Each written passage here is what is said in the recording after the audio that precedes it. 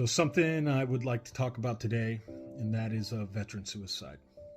I think many of us know of a fellow veteran or we have a friend that has committed the act of suicide, and it is heartbreaking. Many of us come from a community where talking about these issues, well, it's considered a sign of weakness. You know, a lot of us serve downrange and we lose some of our people in the fight, and we don't even really get to pause. You're on mission always. The next day, you're in another fight, out on another patrol, in another movement to contact.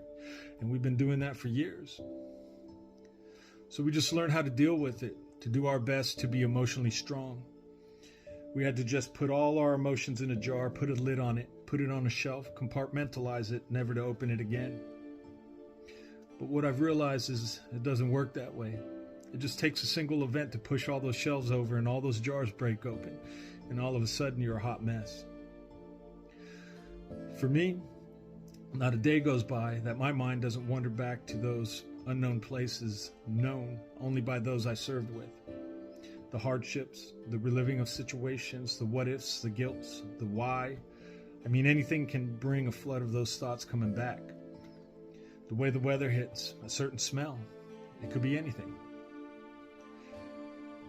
It's been about 15 years since I've worn that uniform, and I can still remember and feel things like they were yesterday.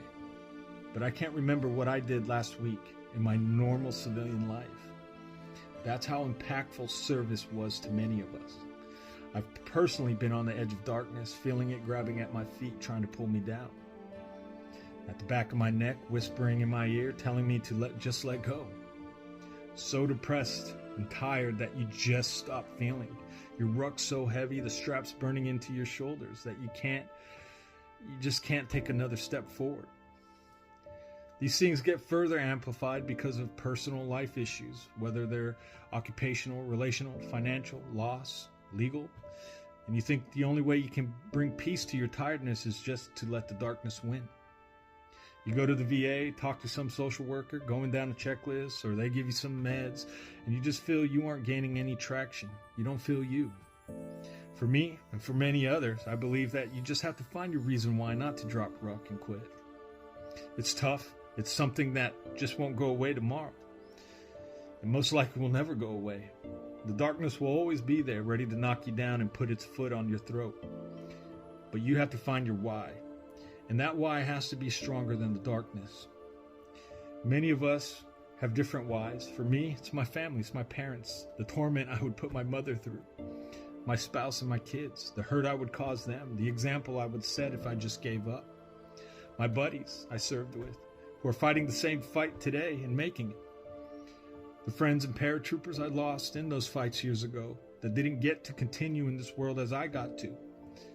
I have to earn their sacrifice.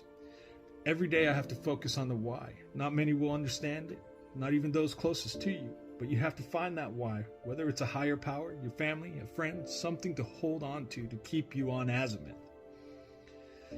You have to try, you have to put in the effort, and there are times you just don't want to, but you have to. If you can't take the step, then crawl. If you can't crawl, then low crawl. If you can't low crawl, then get a buddy to drag you. As long as you are holding on to your why, you'll make it. And that darkness will not be so close. I'm not going to lie, and I'm not going to say it goes away, because it doesn't, and it ain't easy. But you can distance yourself from it, and your why will be your shield. For those of you out there today struggling, you don't even have to be a vet.